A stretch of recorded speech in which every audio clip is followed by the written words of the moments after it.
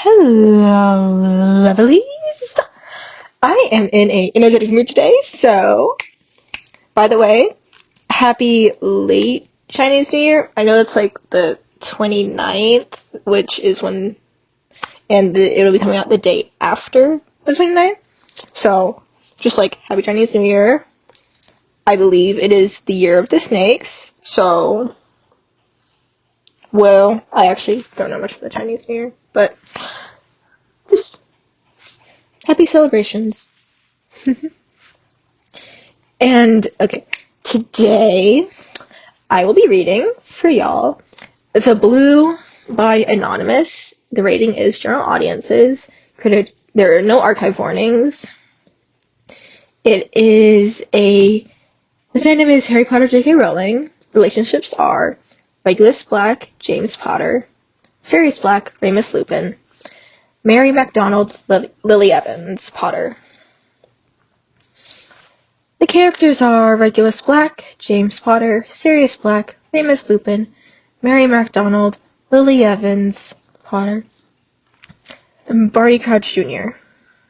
Additional tags: Chinese Regulus Black, Chinese Sirius Black, Desi James Potter, Fluff, Hurt Comfort, New Year's Eve, Found Family, not sure what else to tag, Complicated Relationships, Established Relationships, Alternate Universe, Modern Setting. This is roughly 10,500 words, so this will be a long one. Summary. A symbol I cannot read is tangerine in Mandarin. The written of it contains a character from... We also don't know what that is. Sorry. Which is luck. But the basics of it is that it sounds like lucky words, so they eat it. 'Cause, you'll inhibit the luck or whatever. Regulus sort of stumbles through his explanation, even though this is probably his favorite topic, because he turns his head and sees James beaming at him, and all he can think about is tangerines and their luck and how sweet they taste on his lips. When James looks at him with the brightness that he does, eyes staring into his own heart, Regulus understands why he keeps stuttering through his words, because he can't help the way the orange peel wraps itself around his lungs and puts nothing but redolence in his bloodstream. Regulus celebrates his first Lunar New Year on his own. Notes. Title from Gracie Abrams' song, The Blue.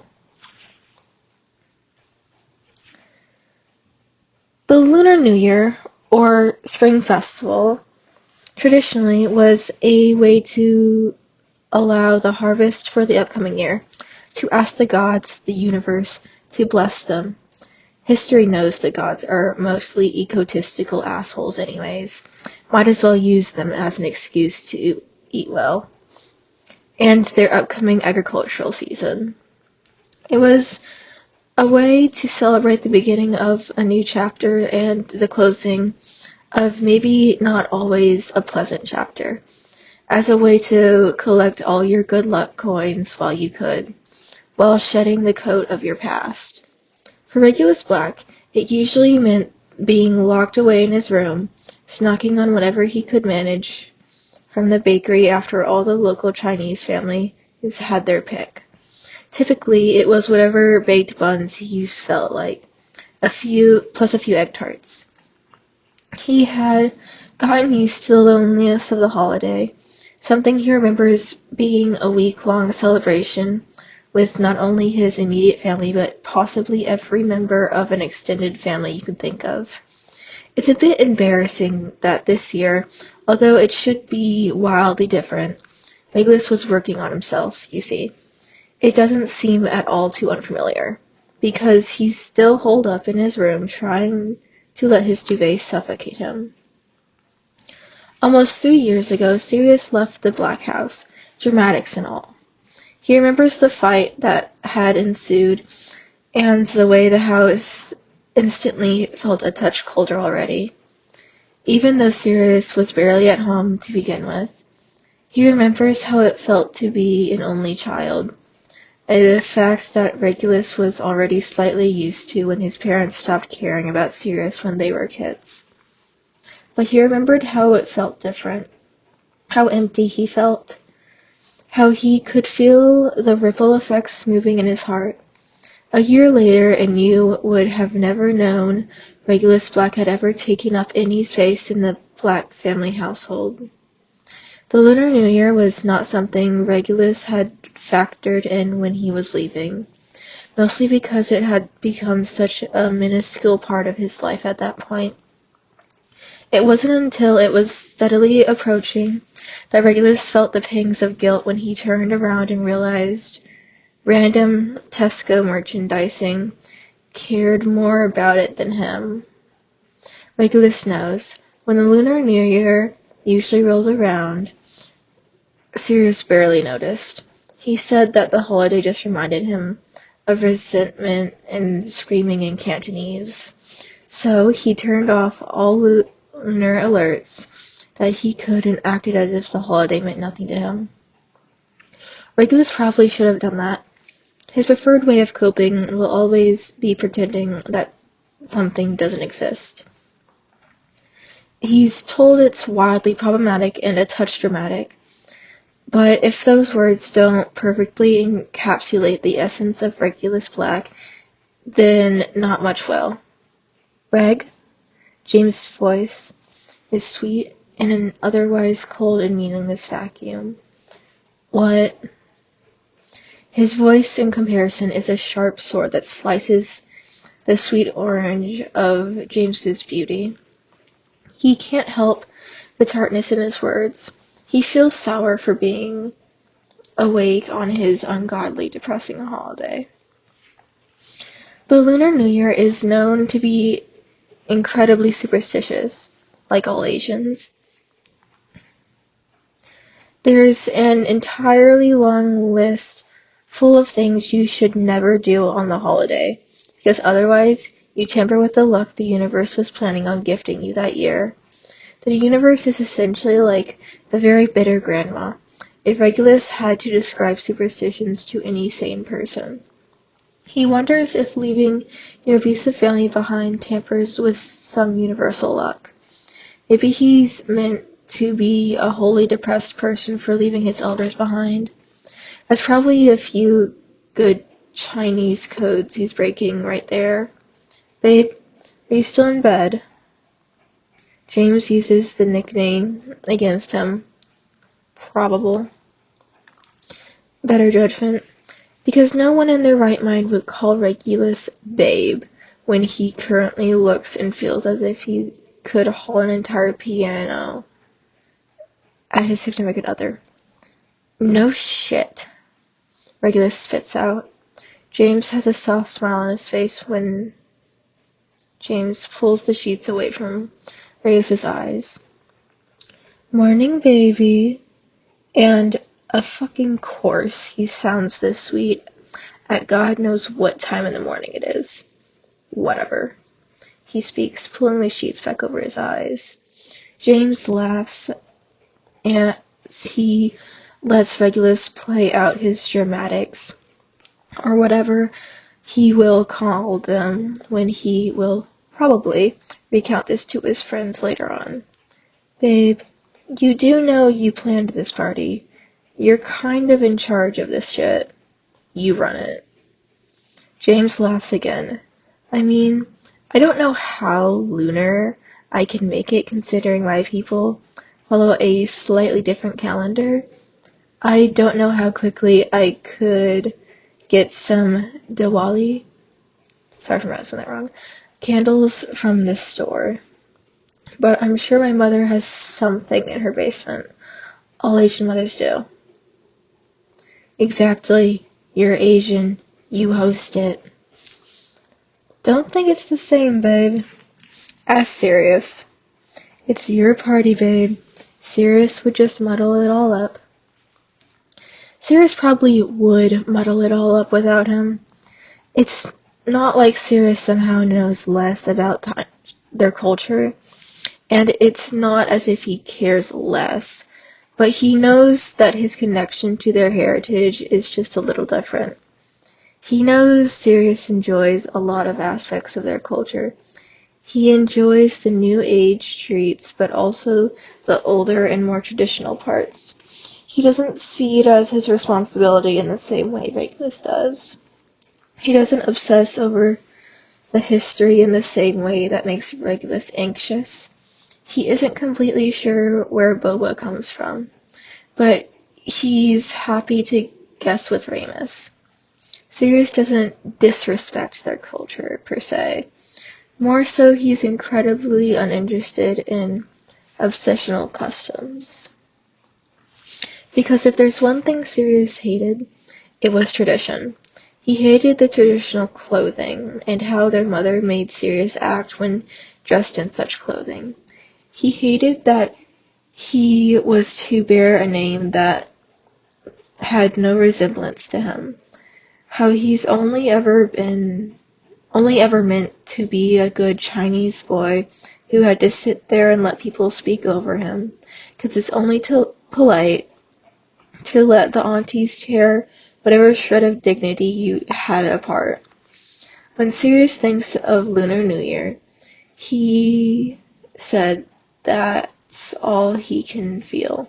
Clothing that was too tight and tailored for bodies that aren't him. Listening to conversations that have no desire to allow him to get so much as a word in. When they were kids, Regulus was deeply offended that Sirius hated these functions so much. He wonders why they weren't just as painful for him.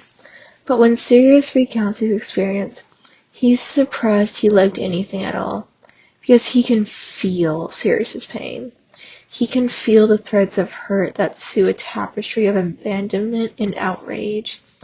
Maybe because the aunties never cared as much about Regulus as they did Sirius, he was able to slip by unknowingly and sit with the kids as they indulged in unmoon cakes.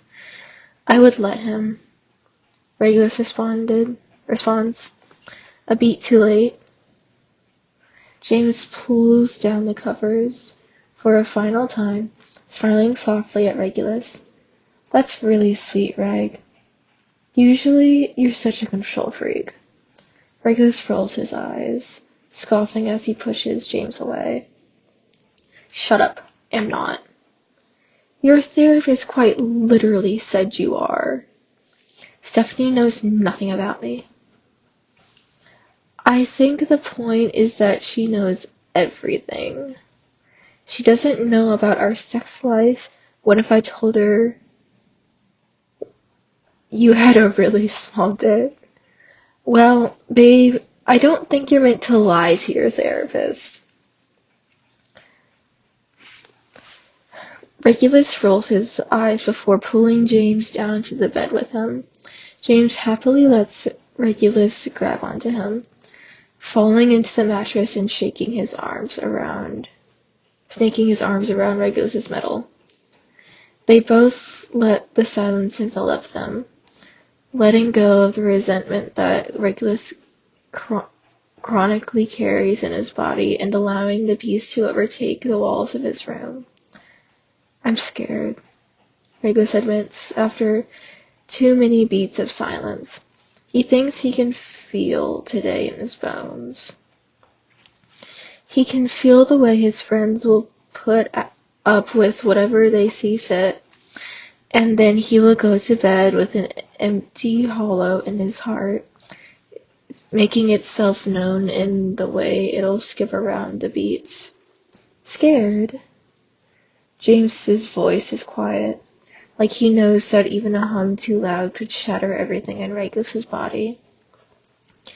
He could feel the delicacy of today as he holds Regulus in his arms.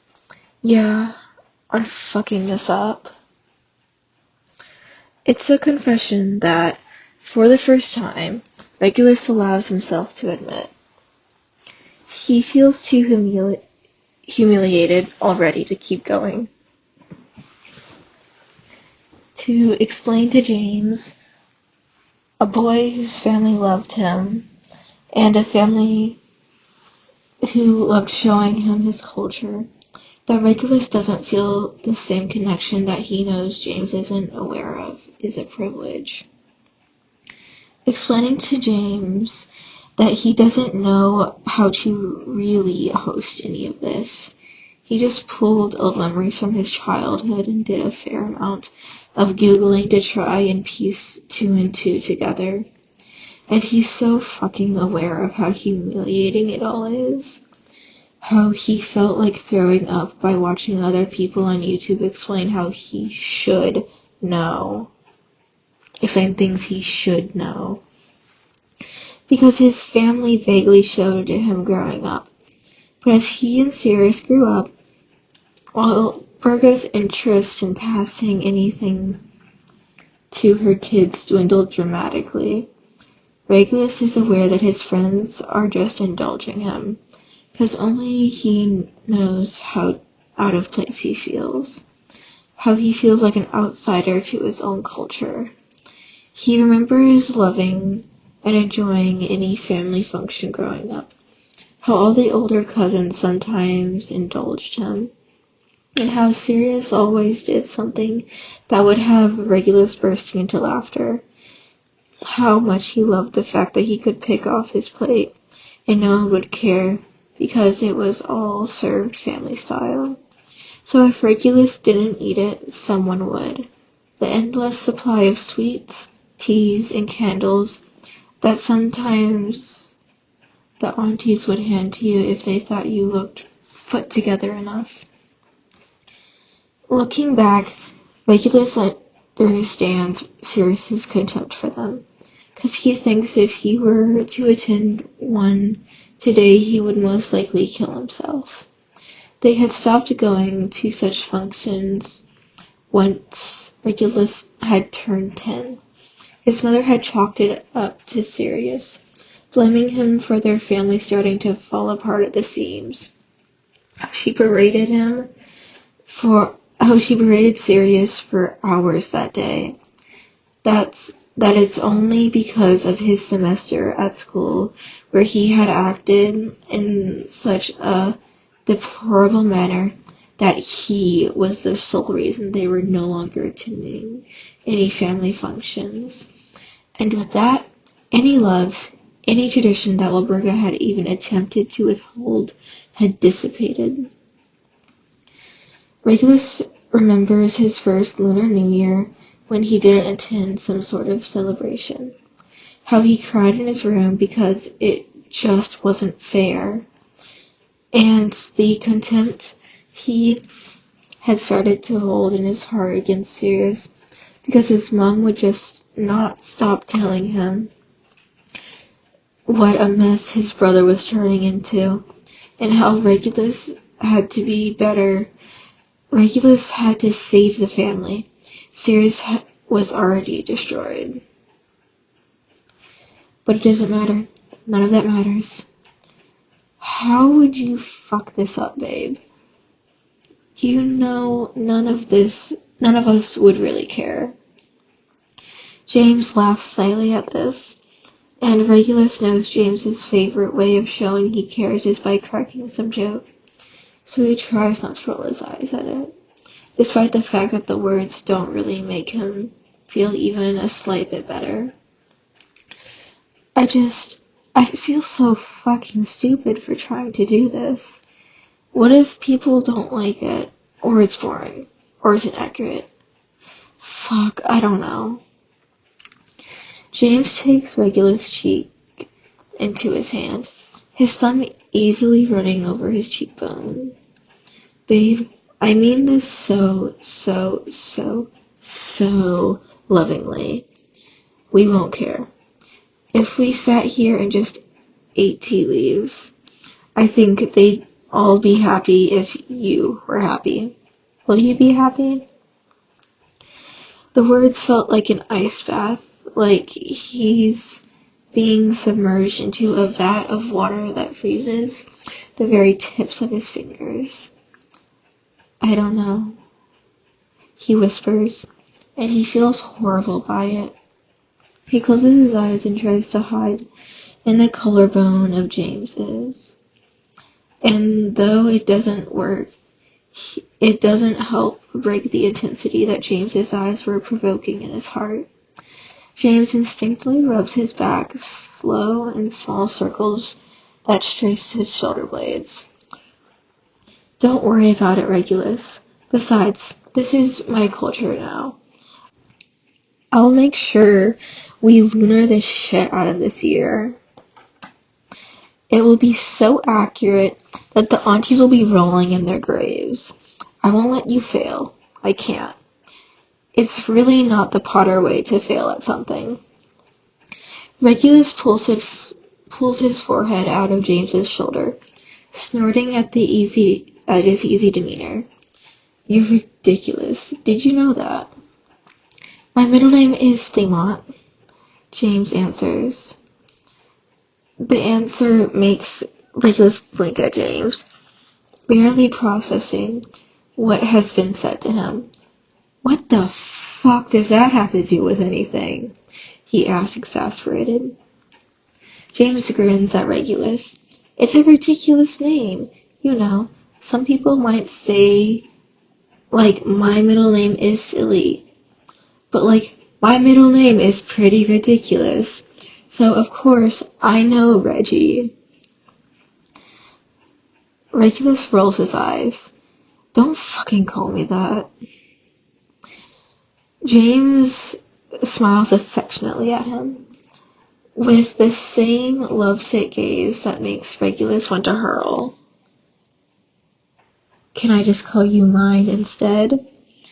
He places a soft and quick kiss on his lips. Slowly, Regulus is processing by doing so. But the minute it kicks in, Regulus scoffs and lightly hits James's arm. You're the worst. I hate you. We have to break up. I can't be around someone like you. James snorts. Sure, babe. So, who's going to buy the mooncakes? Regulus's gaze narrows, looking at James through his slitted vision. You, for reparations. I think China did more colonization than India. Not gonna lie. Idiot. I meant me. Who gives a fuck about China and India? James places another kiss onto Regulus, though this one lasts slightly longer. Regulus leaning into his lips. Only after a few moments does James pull away and whisper against his lips, Please don't worry, babe. I'm here for you for the entire thing. Regulus presses another kiss to James's lips.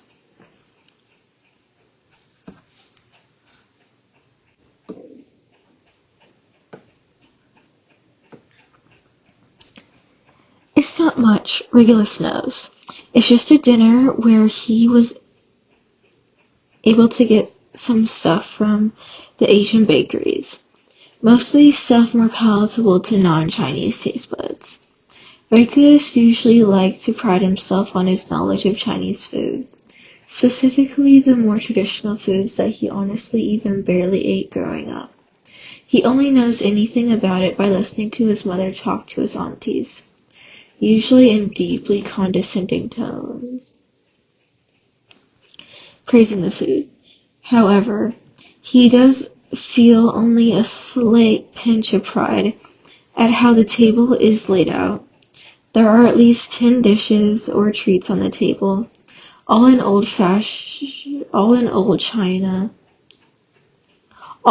on old china platters he had gathered from his parents' old stash that he had made sure to take with him when he disappeared from their lives.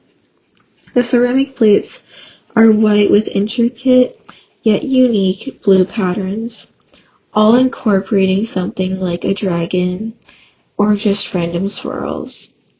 Whatever the designer had felt like painting at that moment.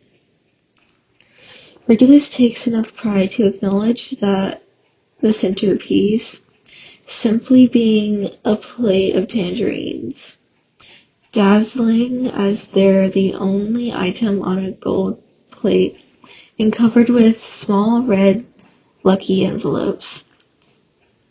It feels familiar, and that sense of ease starts to return to his nerves, trying to combat the high levels of anxiety that Regulus knows he won't be able to shake off for another few years. Regulus should probably be more appreciative of his friends, how they happily accepted Regulus's sullen and vague invitation to a Lunar New Year dinner, how they all arrived on time, for the most part, and a few of them even attempted at putting in the effort to dress appropriately for the holiday. Red and all. Hey, genuine question, Reg, Lily says once they've all sat down and Regulus has spent an appropriate amount of time wallowing in his anxiety that courses through his lungs. Yes, Regulus allows his voice to be perfectly steady, something he had mastered from an embarrassingly young age. He tries not to let panic overtake his body as his brain takes him through far too many scenarios where Lily asks an incredibly basic question, only for Regulus to be so fucking wrong. He tries to get it to leave his mind, almost willing to hit it out of himself, but he settled on just cocking his head to the side as if he was blissfully unaffected by his own worthlessness. If red is lucky, and I'm a redhead, am I eternally lucky? The question throws Regulus off, because he isn't sure how he's meant to predict such a ridiculous question. Sirius, however, finds this very amusing. He immediately bursts into laughter and hits Remus's arm. Holy shit, Evans. I didn't know you had it in you, he says. His eyes are bright and Regulus allows himself to relax at the ease Sirius radiates. Had what? A genuine question? Lily retorts. Her cheeks aren't embarrassingly flushed, so Regulus has to guess that Lily asked with the purpose of eliciting such a response from one of the Black brothers. Possibly the stupidest question mankind has ever had the pleasure of hearing. Sirius replies with a grin, which only earns an eye roll from Lily. I was curious. I was planning on possibly using it against Mary one day. Mary looks up at the mention of her name. How do I get into this? Lily snickers. Like, babe, you can't be mean to me. That's bad luck. Her voice gets higher, though she slows down her speed, probably to emphasize some alternate universe where she would say that to her unironically. Mary rolls her eyes at this and playfully elbows Lily's arm. You're ridiculous, she settles on, and then, so, Reg, what's this? She holds up a small bun, a gold-brown crust on the top, while the rest of the bun remains a pretty pale color. Regulus allows his nerves to relax once more, because obviously he knows about the food he bought his damn self.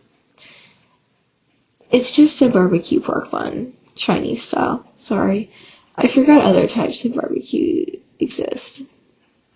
But yeah, that one specifically is baked. It's not really traditional per se, I just really like it. Sirius makes a noise of agreement, his mouth completely stuffed with shrimp chang fun, a Cantonese brunch dish that is completely steamed shrimp wrapped in a rice paper type roll. Oh yeah, whenever they were out on the table, Ricky wiped them clean. I don't think I've ever seen someone inhale them so fucking quickly. Regulus rolls his eyes. Fuck you. Like, you didn't steal all the goddamn... Don't know that was the word. From everyone's bowl. Sirius just giggles, not bothering to even combat his brother on it. Sorry, what's that? Lily asks, this time her cheeks are a little flushed. Tangle. Yuan. It's that over there. Regulus slows down his pronunciation as he points at the big bowl of small white balls that bathe in beige peanut soup. They're steamed rice balls. Those specifically are just red bean fillings. Sorry if you guys don't like them. Not everyone likes red bean. I know, but I was too lazy to make my own. It's in a peanut sauce, though. I did make that. And me. James pipes up, a grin on his face. Regulus lets out a quiet chuckle and nods his head, agreeing. Yes, and James. It's just peanuts and honey and stuff. I don't remember. But yeah. They're kinda like warm mochis, I guess, if you guys know what that is. Remus should know. He likes anime. Barty speaks up, snickering. Remus shoots a death glare at Barty, and Regulus can hear a faint thunk that causes Barty's face to contort into something that faintly resembles pain for a few seconds. Remus is a weeb. Sirius agrees, his mouth stuffed with some fish. Fuck off, both of you. God, you watch one fucking show. Remus mutters the last part under his breath, visibly annoyed at the teasing from his boyfriend, and whatever Barty is to anyone that isn't Regulus at the table. That's cool, Lily says genuinely. Regulus smiles softly at the praise, suddenly feeling a bit shy, but not the shy that makes him insecure, just the type that is usually revolted by any type of affection. Thanks. Traditionally, I'm usually supposed to spoon them out in individual bowls, but again, I was kind of lazy. Lazy is a bad way to put it, because only he and James really know what it took for him to even show up tonight. Even after James successfully got him out of bed, Regulus was nothing but a cunt to James, and he knows it. He knows he was painfully difficult, grumbling every time James asked him what they should buy at the Asian grocery store. How Regulus couldn't produce something as simple as a small smile, even when James attempted at tickling him. He knows he'll regret his behavior a little more once the dinner is over and he has enough time to feel enough self-loathing to put him to sleep. But for now, he settles on making small jokes and holding James's hand under the table so James doesn't feel like all the hope is lost for Regulus's happiness. It's cool, Rig, we don't mind. It's super cool to have all of this. I didn't even realize what it would even take to have tonight's dinner. Had I known, I would have offered more help. And God, Lily is so sweet. Her eyes are golden, not in a literal sense, just in the way she could look at you and see the good in you. And the way she smiled and held this sense of sunshine trailing behind her on her heels. Her words are beautifully genuine, a tone that Regulus hadn't realized he was missing until he left his old house for good. It wasn't something he realized he had actually been missing until he met Lily Evans and James Potter.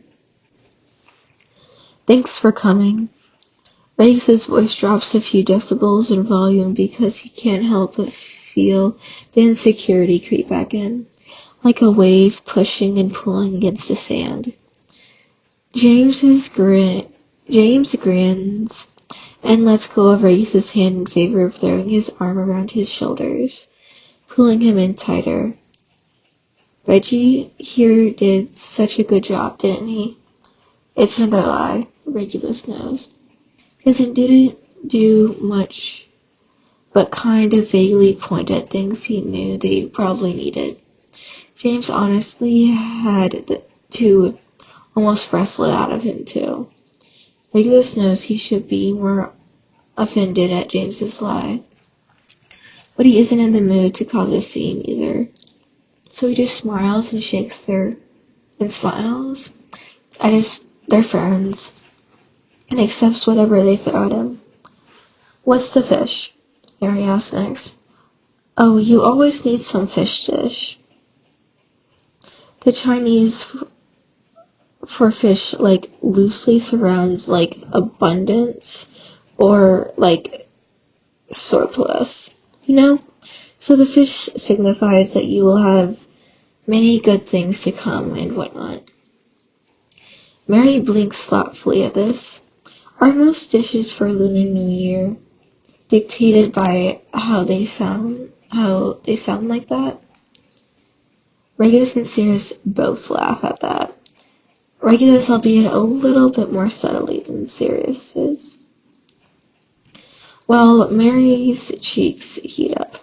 Sorry, yeah, you will find that the Chinese are very particular about how their traditions and superstitions. It's considered disrespectful to get a haircut on New Year's. They think you'll cut off your good luck, Mace explains, almost slightly embarrassed at the way his voice changes in pitch and reflects the excitement and lightness he starts to feel returning to his fingers. It's just funny, because, yeah, Rick and I are very aware of how insane we sound to anyone who never grew up around this, Sirius explains, picking at his own steamed fish. It's not insane, Lily says. I think it's sweet. I can't think of anything my family does like that. Thanks, Lils. Sirius replies, his mouth full once again. Can't you swallow and then talk? Venus asks Sirius, exasperated. You swallow, Sirius retorts. Remus flicks some of the peanut soup at Sirius. The entire table burst into laughter, but Regulus has a fresh flash of worry that they'll actually start a food fight in the dining room. There's probably nothing to dampen the mood quite like cleaning steamed rice paper off the wallpaper. Thankfully, the table quiets down and resumes some version of a jumbled conversation. Everyone speaking over each other but somehow hearing their own conversations. Regulus takes this time to look over at James and smiles. James smiles back at him and drops his arm from his shoulder and goes back to holding his hand. Love you, James whispers to Regulus. Only to Regulus. Wait, Regulus! Lily yells out to him. Honestly, a bit louder than she needed to, but it amuses Regulus anyway. Regulus hums in response, his thumb rubbing over James's knuckles. Gong hei, Fat Choi. Her unabashed smile sends ripples of happiness throughout his chest, a quiet laugh escaping his lips. He can tell by her lack of shame that she knows that they both know that she did not say that correctly. And she wasn't meant to. He knows. It still makes him grin all the same. More words, I don't know. Lily. He says softer than she did, which only adds to her smile. Hey, you always give me shit whenever I mispronounce Cantonese. Sirius exclaims, narrowing his eyes at Regulus. Regulus's eyebrow quirks at this. That's because you've been speaking it longer than me, Sirius. You can't be fucking up shit like... words I don't know. That's like elementary school shit. I've only been speaking longer than you by like 6 months. You're not that young, you baby. That statement contradicts itself. Regulus replies coolly. Sirius rolls his eyes at him, sticking his tongue out at his younger brother.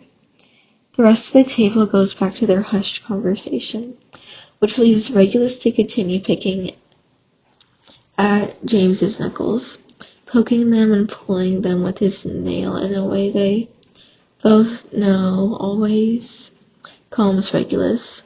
Some stupid shit like how Regulus despises physical touch, but it's typically the only thing that grounds him. Fuck him for being self-aware now. Do you have longevity noodles? Barty speaks up, causing Regulus' eyebrows to quirk at him. Yeah? Why do you know what they're called? Regulus can't help the tone of surprise sneaking into his words. Honestly, he really shouldn't be. He's known Barty for long enough. He knows Barty likes to keep to himself at times, and randomly announce things. Like that he now knows how to code AI. Barty is just like that. He's similar to Sirius in that way. Though Regulus knows both boys will vehemently oppose him, he doesn't care. They've never gotten along, only tolerating each other enough to make Regulus happy, which sucks for both of them because they fail to realize nothing would make Regulus happier than a full-out brawl between his brother and his best friend. But, alas, you can't have everything in the world.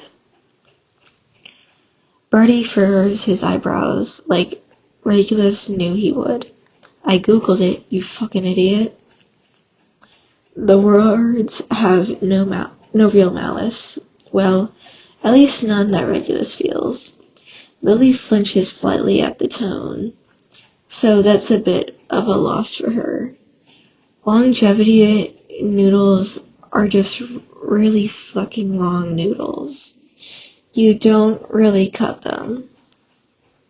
Just whack them a shit ton or whatever. I've never made them, but they signify like a long life and whatever. If you don't eat them, people start betting on your death. Lily blinks at this. Are you serious? Sirius responds immediately. Yes. Remus flicks more peanut soup at Sirius. Regulus just smiles at Lily, shaking her head. Not really. On the betting part. Well, publicly anyway. But they're good. Don't worry, Lily. They're just like fat lomin noodles that you're used to. Sirius is still eating. Unsurprisingly so. And yet he still opens his mouth to speak. Do you white people call them lomin or chowmin noodles? What's the difference? Don't ask me, by the way, because I really don't know. But it doesn't matter because British Chinese food could kill itself for all I care. Fucking gross fox. You should be nicer, Sirius. It's how a lot of immigrants came over. James adds thoughtfully. Sirius laughs at this one. All Monty and Effie are immigrants, and their shit is to die for. What now?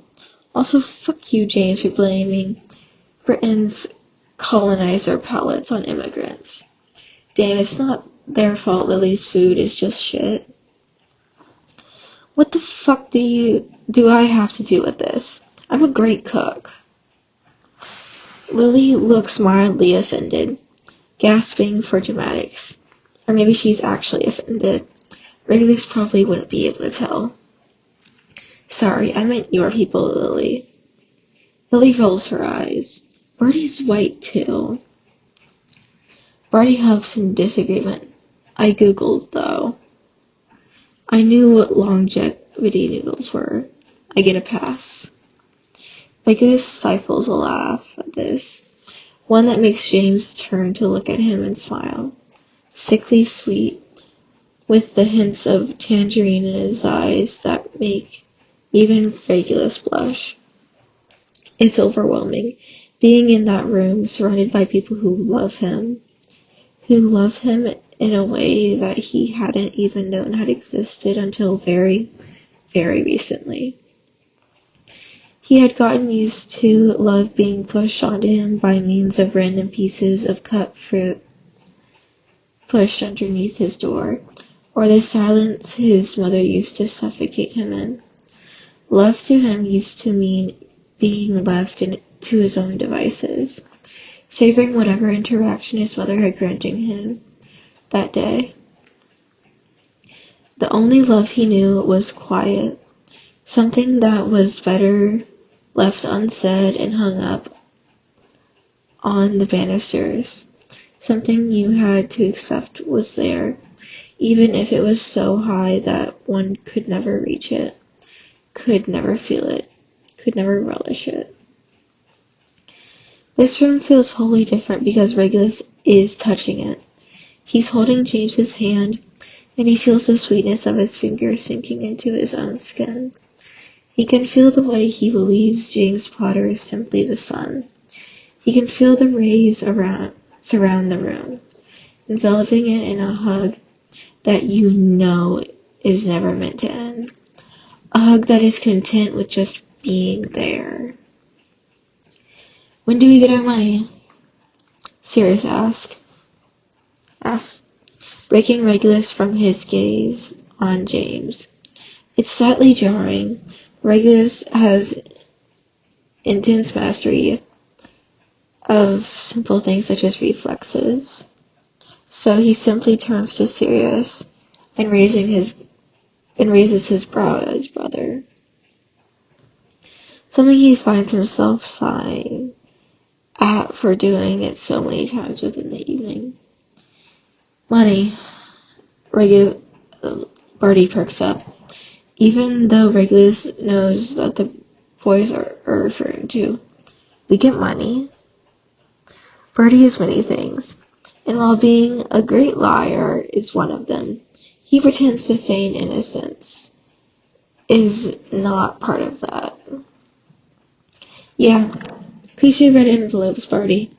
Don't tell me you know what longevity noodles are, but not lucky red envelopes. Regulus openly mocks Bertie with his tone, which just results in Bertie also sticking his tongue out at him. Do we really get money? Mary asks innocently. James laughs. Yes, I personally made sure Mr. Potter Black had enough money to spoil us all tonight. Potter Black! Jamie! I told you! You have to joust Mooney for my hand in marriage. You can't just assume I'll say yes and you'll win the jousting.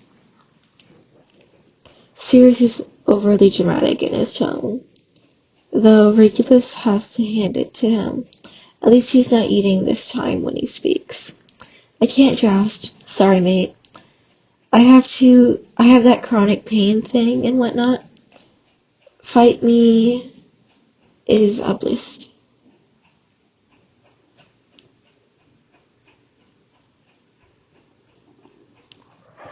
Remus shrugs at James, giving him a half-smile. James narrows his eyes at the two of them. I think assuming you can't fight is also obvious. Mooney.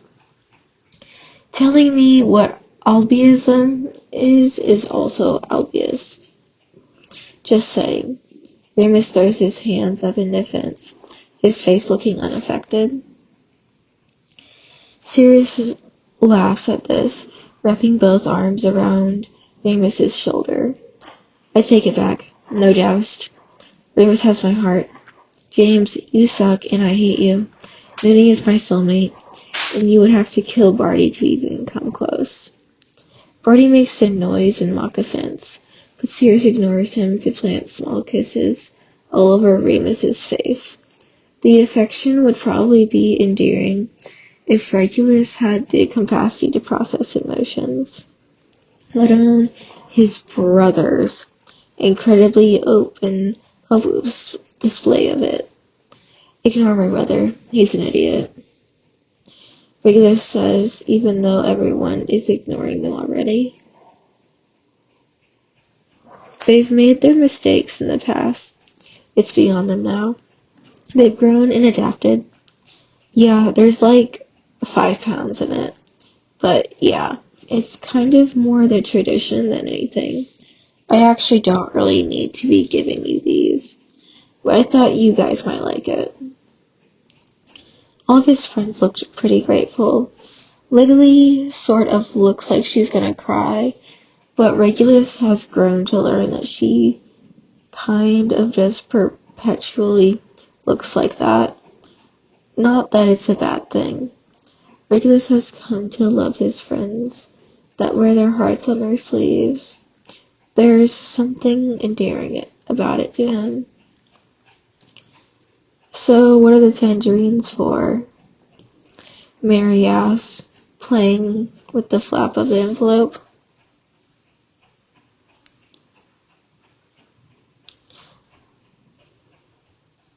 Symbol is tangerine in Mandarin. The written of it contains a character from symbol, which is luck. Oranges are good too. They sound like the word success. Orange and tangerine are kind of interchangeable in Chinese, depending on how you write it, I guess. But the basics of it is that it sounds like lucky words, so they eat it. Because, you'll inhibit the luck or whatever. Regulus sort of stumbles through his explanation, even though this is probably his favorite topic because he turns his head and sees James beaming at him. And all he can think about is tangerines and their luck, and how sweet they taste on his lips. But when James looks at him with the brightness that he does, eyes staring into his own heart, Regulus understands why he keeps stuttering through his words, because he can't help the way the orange peel wraps itself around his lungs and puts nothing but redolence in his bloodstream. I love you, James whispers once the table has gone back to their conversations, incredibly invested in their own envelopes. Regulus has heard those words more than once. Hell, more than once today. But they never fail to bring the butterflies Regulus has spent his whole life running from. He smiles at James and allows himself to be enveloped in the luck that James Potter exudes from simply existing.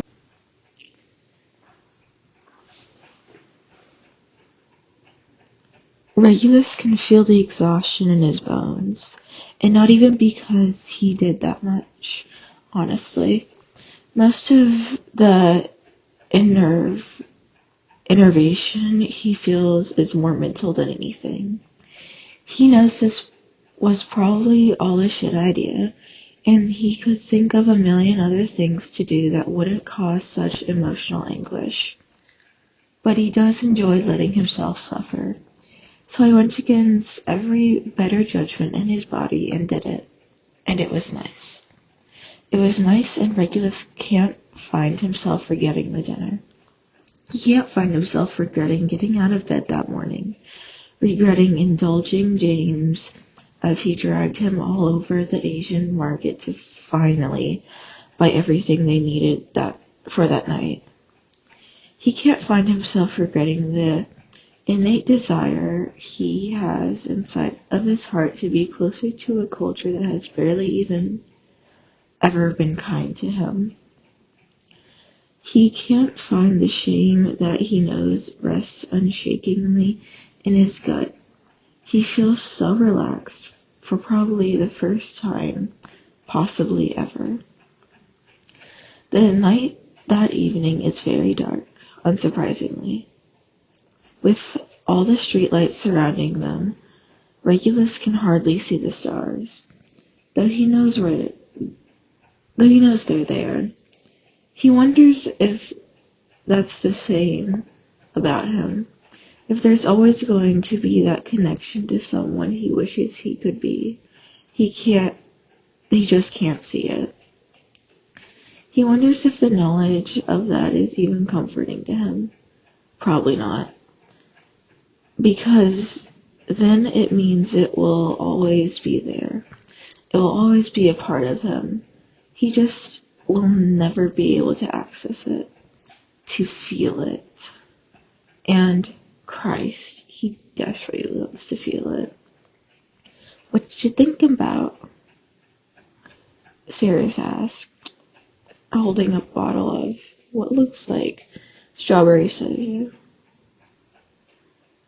Regulus snorts at it as Sirius sits down next to him on the small bench in front of Regulus's flat. You're drinking the wrong Asian alcohol, Regulus retorts. Yeah, well, you know Remus is a weeb. Sirius shrugs. No. Soju would make him a creep. He gets his Asian heart on. He can't tell us apart.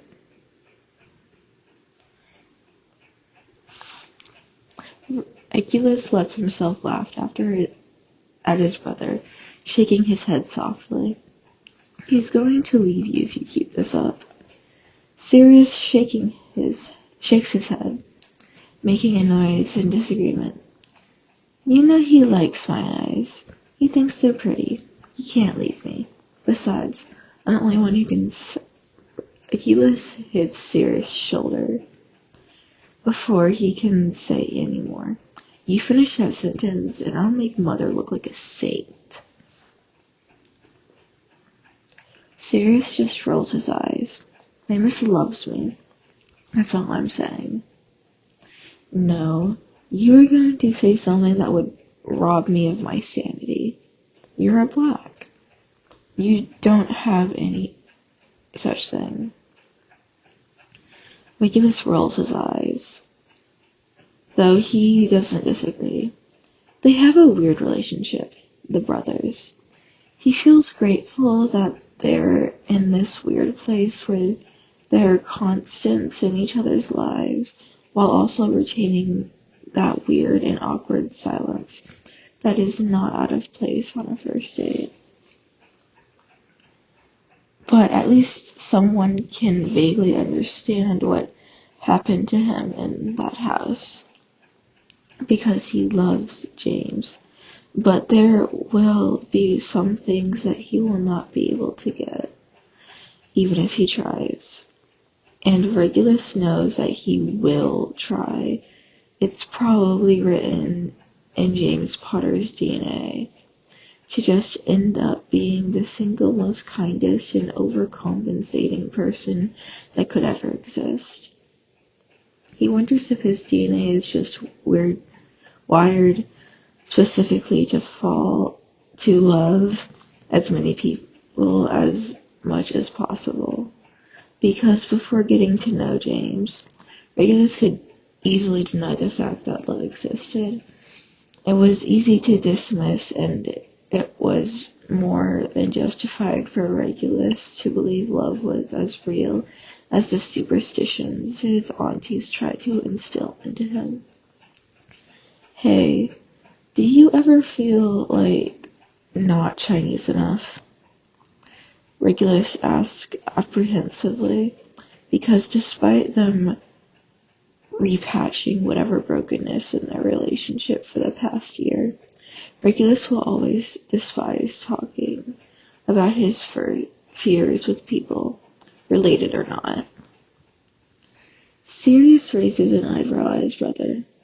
What do you mean? And Regulus is internally grateful, though he will never admit it, that his brother doesn't make some ridiculous joke or something to ease the growing tension in the air. Regulus shrugs, just shrugs. Like, Mother had cut us off from tradition, or most traditions we had growing up, and sometimes I'll watch Chinese people in, media or whatever, and they all have these big family gatherings and eat meals together and, happy or whatever. And we stopped going to all these things over a decade ago, and we aren't really close with most family members. I just feel like it's probably some bad Chinese son thing not be there for my parents. For a culture that doesn't even move away from their grandparents, and it's more common than not to raise 15 generations under one roof. I guess I just feel guilty sometimes. Like how Tesco remembered it was Lunar New Year before I did. And now it's out there. He said it, which makes it real. And he's said it to his brother, who, while looking like him, is almost virtually nothing like him. Someone who is Chinese on the outside and has never shown to have the same embarrassment and shame that Regulus carries on his regular day-to-day errands. Something so heavy that Regulus can feel it in its heels, like he is holding it in every crevice of his body, and it's just as impossible to shake as his own blood in his veins. It seems to be less and less subjective about the way it exists, becoming more of a fact of life than anything for Regulus, an irrefutable part of being Regulus Black. Sirius takes a moment to respond, and it's probably the longest stretch of time Regulus has ever gone of wanting to hear his brother speak. His brother is usually animated and obnoxious, letting everyone know how he feels at any time of day. He spares no words in the English language, some even in Cantonese. He believes that every single word was invented equally, and we should use them all as such. Because why would we be allowed such ways to express ourselves but not take advantage of this fantastic opportunity? Or whatever Sirius says. Yeah, Sirius settles on. His face is relaxed and shows almost no emotion, and Regulus isn't sure the last time he has seen the boy look so relaxed, so collected. Yeah, Regulus asks. He allows his voice to jump just a small pitch higher, letting the hope write his words. Sirius purses his lips and nods shortly. Yeah, I try not to think about it, honestly. It's easier to pretend I'm content with the life I chose. Though, I guess neither of us chose our childhood. Neither of us chose to be cut off from any other family member. Though I know they're all shit, too.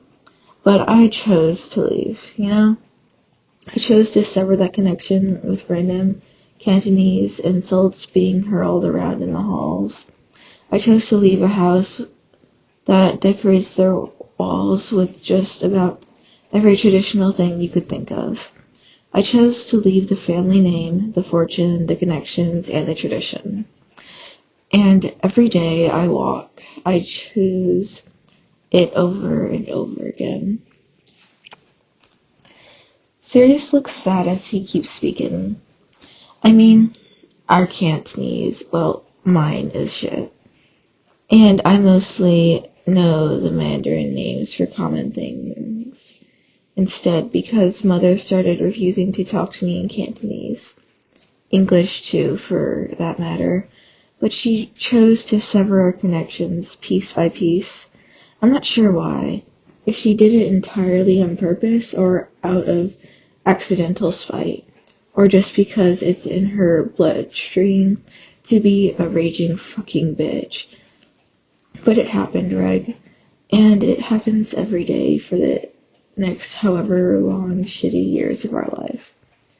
Regulus has never heard his mother talk in such a way. Not since Sirius had begged Regulus to leave with him almost 3 years ago.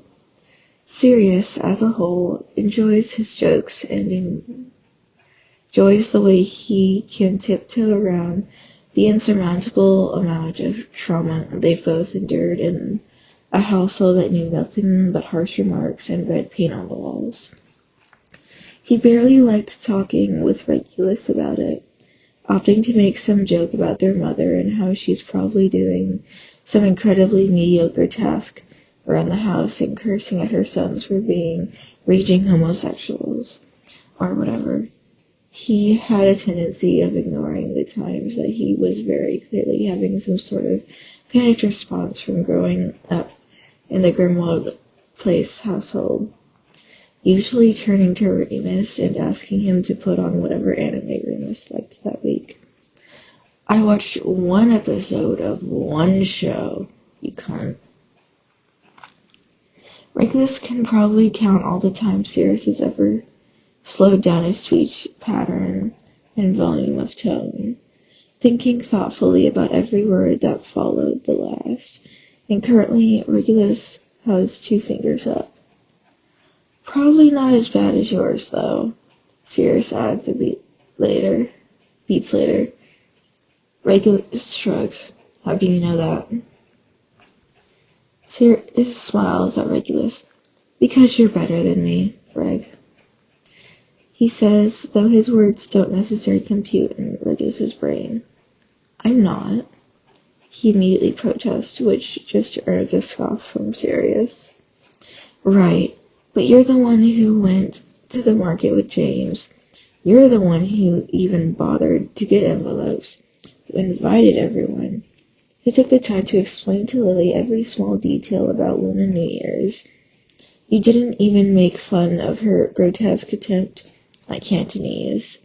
Sirius recounts carefully, like he knows what he's saying. He's not saying it off some whim. He believes his words, even if Regulus doesn't. James did most of it, Regulus admits quietly. Yeah, but you still did it. James didn't know what... I don't know the symbol.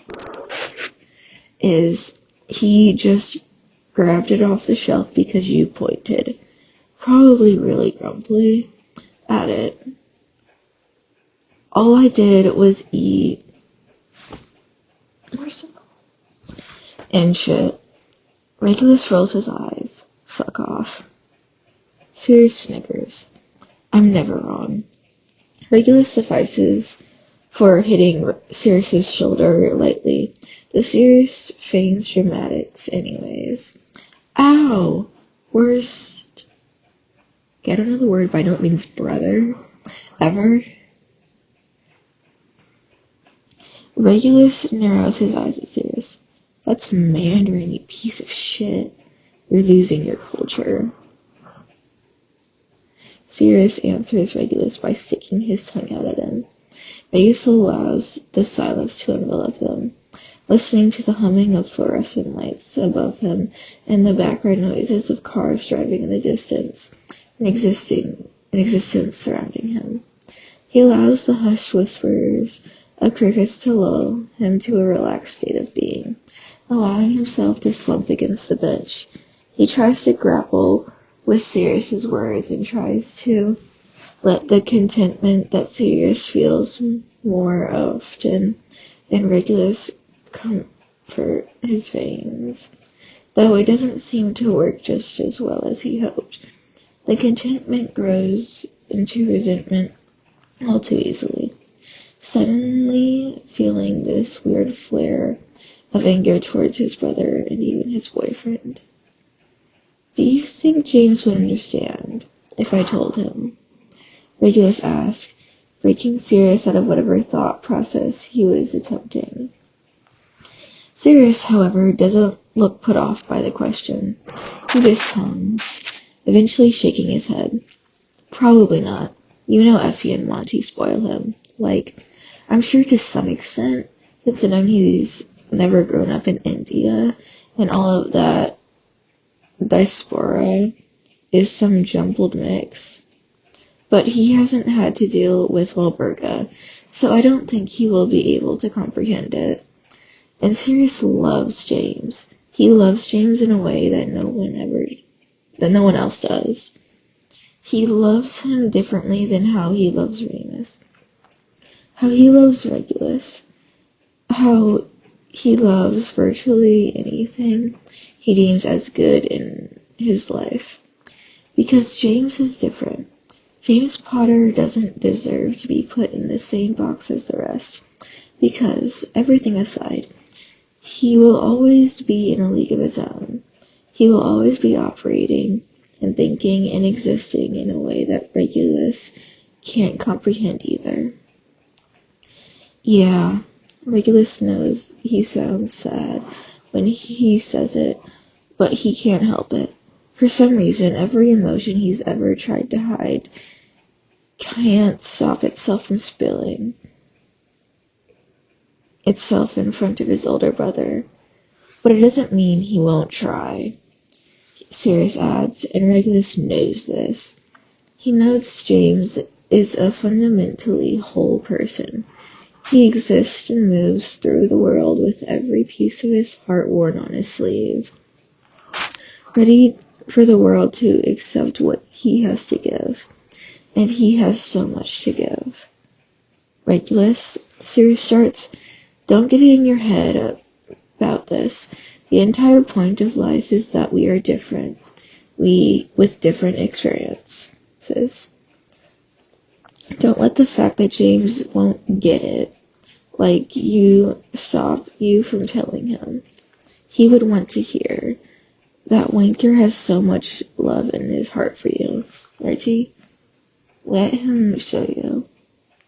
Sirius's voice is quiet, hushed as if he only wants Regulus to hear. Like he doesn't want the crickets on the bay to hear the words Sirius mutters, because it's reserved for him. It's only for him. It's a type of intimacy that Regulus can't afford to have with anyone else. To feel this close to someone of his own blood, someone who understands, on the fundamental levels, the disconnect he feels from said blood. It's a type of tension that doesn't translate to anyone who isn't them. The type of bond that they can only feel intertwined in their ribs. It's fractured but whole. Pieces that are placed together that only click to them. To the two black brothers that sit on the bench in the front of a shitty London flat. Yeah, Regulus agrees. Sirius smiles at him before taking a very obnoxiously large swig of his soju. Regulus raises an eyebrow at Sirius, who just grins wider in response. You did good. I had fun. I think Mom would have been proud, or something. Sirius's voice is completely void of humor, and is wholly and undeniably soft. It makes Regulus start unraveling at the seams, because he knows his brother hates no one more than their mother. There is no one that brings more contempt in his heart, more resentment, more anger than the person that Sirius has to begrudgingly admit birthed him.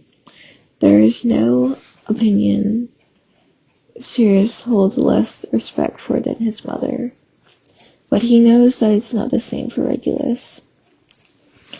Thanks. Regulus smiles softly at his brother.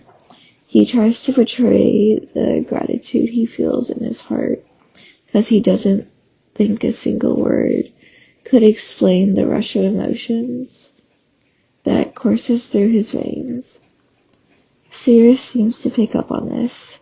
Regulus hopes. By the way, Sirius gives a small half smile and shrugs it off. I'm sorry, guys.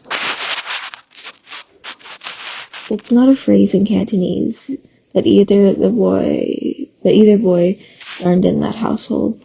It's a word that Sirius could only learn by seeking it out.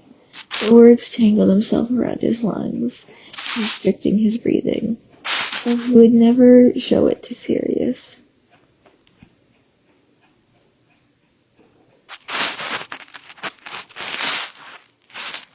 Regulus responds. Sirius snickers lightly. Oh, dear old mother would be so fucking pissed by us saying this. I think she expected us to be just a sort of feel love for her somehow. Regulus struggles. Yeah. They return to sitting in silence, staring at the blank sky.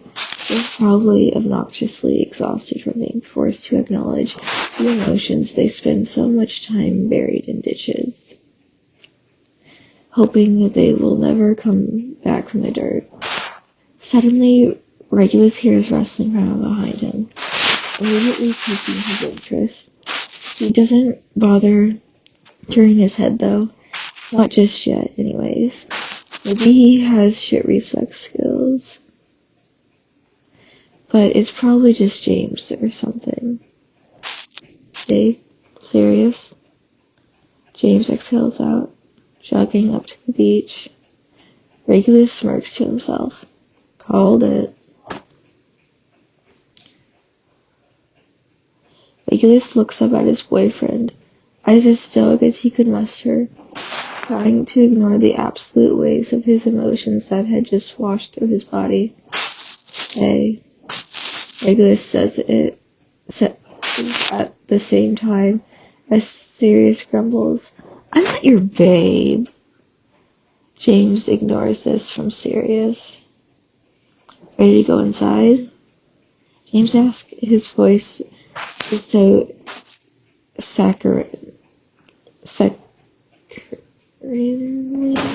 sweet. It makes Regulus' heart pound. Regulus nods, getting up from the bench when James immediately catches his hand, helping him up. Though they both know he did not need it. Abandoning me? That's brother. I'm sorry. Abandoning me? Brother? Sirius asks, sarcasm dripping through. Regulus snorts. I wish I had done so earlier.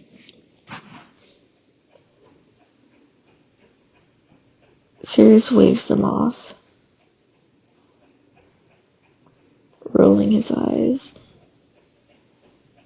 Is that young fucker? Symbols out now, I'm sorry. Idiot. Regulus calls out before he and James are by the door of his flat by now, though it wasn't necessarily a long walk anyways. The walk to Regulus' room was a bit of a blur. The blood in his veins sort of mend together and slosh around in his brain. Because after an entire day of existing, an entire conversation with his brother where he was forced to confront that existence, well, he was tired. James seems to take little mind to this, humming some random tune softly as Regulus changes out of his clothes. He pulls on a random shirt he sees hanging off the bed. Though the chances of it being James's are higher than not. It was fun, right? James eventually says, once Regulus is sitting against the headboard, staring at the ceiling. Regulus smiles at himself, keeping his gaze on the ceiling. Thanks. He keeps his words short, because he can't help the battle he faces by acknowledging his behavior today. Deplorable is probably a good adjective for it, a proper synonym for it. It's only right for Regulus to apologize, because if he wants to keep a semblance of a happy or healthy relationship with James, he probably should make sure he puts some effort into it. It's not something that comes naturally to him. It's honestly not even close to something he has ever bothered to experience. Because before his new relationship was serious, hell, even Barty, it's not as if he has been used to many strong conversations that are only started with the intention of having it end peacefully, or at least with honorable intentions for the other's character. It is not something Regulus has ever had an easy time accepting. Regulus breaks his gaze to the ceiling to make eye contact with James. He still smiles softly at Regulus as he puts on his shirt as well. For today, Regulus clarifies, but then it causes James's eyebrows to knit together in confusion. He sort of scoffs, but lacks the anger for it to really be considered one. What? Regulus shrugs, despite the fact that he knows. James crawls into the bed and settles next to Regulus, running his arm through the space between Regulus's shoulders and the headboard. He leaves a soft kiss on Regulus's forehead. You don't need to thank me or apologize. You know I don't mind. Regulus shrugs once more. Yeah, I know you don't. His tone is envious, and he's actually aware of it. It almost bothers him, James. How perfect James is. How James has the parents he wants, the friends he wants, the love he wants, the connection to his culture that Regulus knows he will never personally experience. Sometimes it's hard to have good influences in your life because you get to face your own shortcomings almost daily. Are you okay? James asks, though they both know the answer to it. Regulus doesn't answer anyway. He lets the silence of the room speak for itself, because his brain is currently too jumbled with words to properly articulate the way he feels. It somehow felt easier with Sirius, even though Sirius is notorious for making fun of Regulus's drawbacks. Sirius has been in the same house as Regulus. It's different. Tesco sort of knew it was Lunar New Year before me. Regulus settles on, and he desperately hopes James understands. He knows it's a long shot, and sometimes Regulus struggles to grasp what love even means. After dealing with the autonomy for so long, antonym, for so long, he's not really sure what love is meant to be, what he should expect from James. Should James just automatically know, or is that too much? Should James goad the answer out of him, or is that not good enough? What is considered good in the public eye? What do you mean? James asks, and Regulus can't blame him. Not really. Ever since leaving, too, I just feel a little estranged from that part of me. He doesn't want to get deeper into it. He doesn't want to open himself up to James's confusion. Because even if He knows James means well, and James won't really know unless he says it. He still can't get himself to answer questions when every word feels like a cut into his flesh, a wound that leaks blood and tarnishes Regulus's dignity. Being Chinese, Regulus, being Chinese, James clarifies. Regulus nods, turning to really look James in the eye. I'm being ridiculous. He tries to dissipate the growing tension in the room. The way he currently feels suffocated by the conversation at hand. James shakily shakes his head gently. You can never be ridiculous, babe. And sometimes it hurts knowing that James Potter speaks in complete and utter truths. It becomes so overwhelming at times, knowing that James Potter will never lie to you and will never placate you. He means it completely and unequivocally. My mom stopped caring about us being Chinese when we were kids. She said Sirius was bringing her shame anyway. So she didn't want us around other people. She didn't want to be made a fool of. And Sirius stopped playing along. So it just made it easier for her. I've not celebrated Lunar New Year in fucking ages. She nods slowly at him. I didn't know. It's sort of the reason I was so off today. I didn't want to get my hopes up on something that has only brought me pain. Off for you, maybe. It's a normal Sunday for me, honestly. James laughs playfully, using his pointer finger to poke Regulus's cheek. Regulus rolls his eyes, keeping a small smile on his lips. Yeah, I'm difficult, I get it. James furrows his eyebrows at this. No, babe, you're nothing of the sort. I love you, Regulus. I love all of you, even the parts you might not like yourself. But those parts aren't the only thing of you that exists. And they're not parts I put up with. They're parts of you that I also love. You don't get to pick and choose what you love in a person. You love a person. You love that person. I love you. I will repeat it over and over again. I will say and do whatever you need for you to believe me. I'm patient and I can't promise to be perfect or to be even remotely so. I just want to be enough for you. I don't think I'll be able to relate to you one-to-one on everything. I know that's impossible, but I want to be there for you in every way I can think of. And if that means shopping with you while you're grumpy, I'll do it.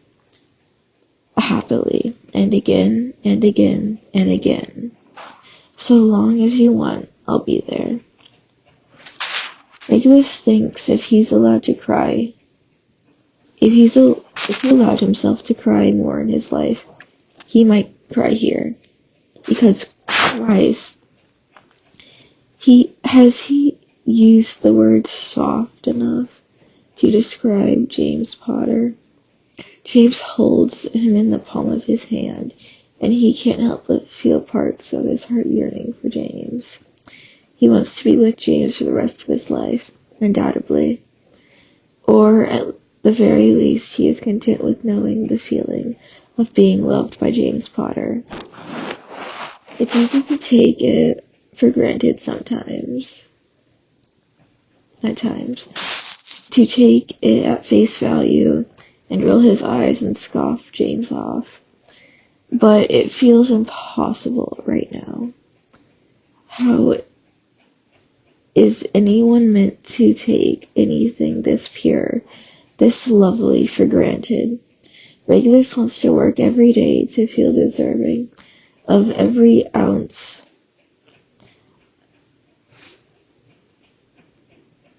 of what this feels like.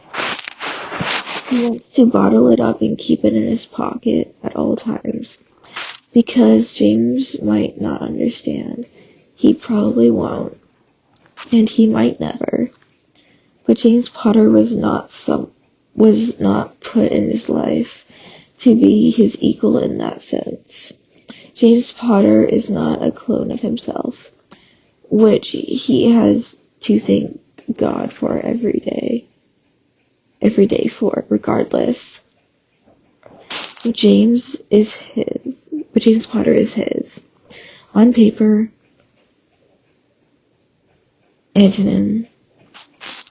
Someone who is so different, so antithetical, it should never make sense. It should never make sense that James Potter looks at him like such. It should go against every law in the universe, every belief some aunties might hold. It won't make sense on paper, in action, in the world. But James sits in front of him and is the antithesis of everything he has ever known. I had fun today, Regulus says. The words feel a bit clunky and awkward, and he can't help himself in the way his voice wavers in pitch. James just smiles at him. Then that's it. I'm sorry, I won't be able to get it all the time. I won't be able to say the right thing. But all I want is for you to be happy. If you had fun, then that's that. I'm only happy when you're happy. Regulus allows the words to warm his heart, to slow down the race in his ribcage. Yeah, sometimes your words annoy me. His retort is lighthearted, but he hopes James still understands, regardless. James nods. I'm sorry, I'll be better, he says, though Regulus wants to laugh because there are not many avenues James would have to take to do so. I know you will, Regulus whispers back to him, pressing their lips together. It's a bit upsetting to know Sirius is right, because he will never say this to his older brother, possibly ever, but Sirius is right. James will not be able to parallel his experiences. He'll possibly never understand how complicated Regulus feels about being Chinese, about how conflicted Regulus feels about the plain knowledge of existence, and will probably not come even close to it. But he supposes that's okay, because James will try, and he will sometimes succeed, and sometimes he will fail. But he wants to try, over and over again, all for Regulus, and that's more than anything Regulus has ever been given. He will try, and he will enjoy trying, and he will show up in more ways than Regulus will ever be able to comprehend. But God, is he happy. He is happy that out of everything, the universe has given him James, has allowed him to love James Potter. He feels like he suddenly understands all of his aunts when growing up, because if they had anything even half as good as James Potter, they would easily subscribe 10 times over to superstitions to keep it in place. Because James is his... Sorry, I don't know what's the symbol for that. I think it's meant to be tangerine. sweet and lovely, bright and kaleidoscopic. James is his tangerine, his luck. Regulus deepens the kiss. Okay, that is the end of this story. I am so sorry for not being able to pronounce any of the Mandarin. I think, yeah, it's Cantonese, Mandarin or Cantonese. Sorry. And anyways, this was such a cute fic. Please give the story some love, and if you want to go back and you can go and look at this on AO3, and at the bottom of the fic there are what all the Cantonese and Mandarin symbols mean and what they look like, and some definitions. Yeah. Well, this was a really cute fic. And okay, remember to give the story a kudos. Oh, and if you would like to subscribe and comment on what I should read next,